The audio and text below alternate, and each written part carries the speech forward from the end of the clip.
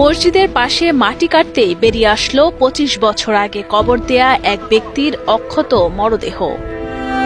খবরটি ছড়িয়ে পড়তেই আশেপাশের মানুষ মুহূর্তেই ভিড় করে ঘটনাস্থলে। শুরু হয় নানান জল্পনা কল্পনা।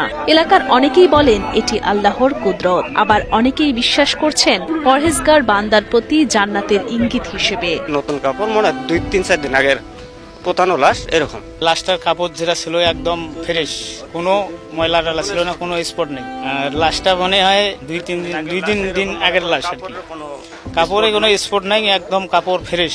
বিস্ময়কর এই ঘটনাটি ঘটে ২২ এপ্রিল বিকেলে রংপুরের কাউনিয়া উপজেলার শিবুকুঠির পাড় এলাকার মসজিদের সেফটি ট্যাঙ্ক খননের সময়। প্রত্যক্ষদর্শীরা জানান, কাফনের কাপড়ে মোড়ানো অবস্থায় পাওয়া যায় মরদেহটি।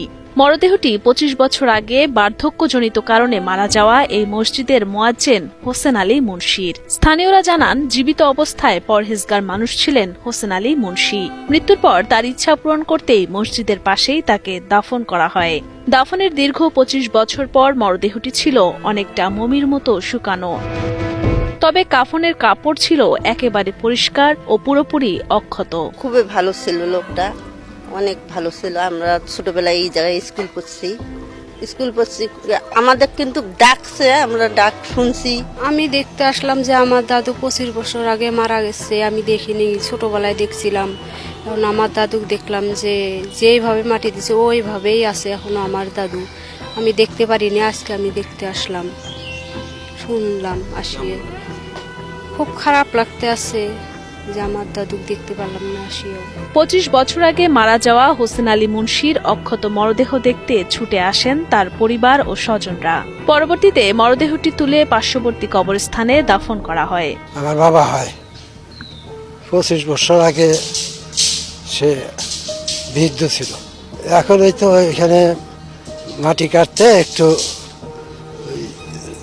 কাপড় বেড়াইছে, ওইটা খুঁড়তে করতে এটা গোটাল ইয়াটাই বের করিয়া ওই মসজিদের ওইখানে গোরস্থান আছে, ওইখানে মারি দিয়েছে। কাপড়টা ভালোই দেখলাম। ২৫ বছর পর আমার শ্বশুরকে দেখলাম, তার স্মৃতি একটা কাপড়ও কোনো স্পট নেই কাপড়ের মধ্যে, দেখলাম আমার শ্বশুর ২৫ বছর পর।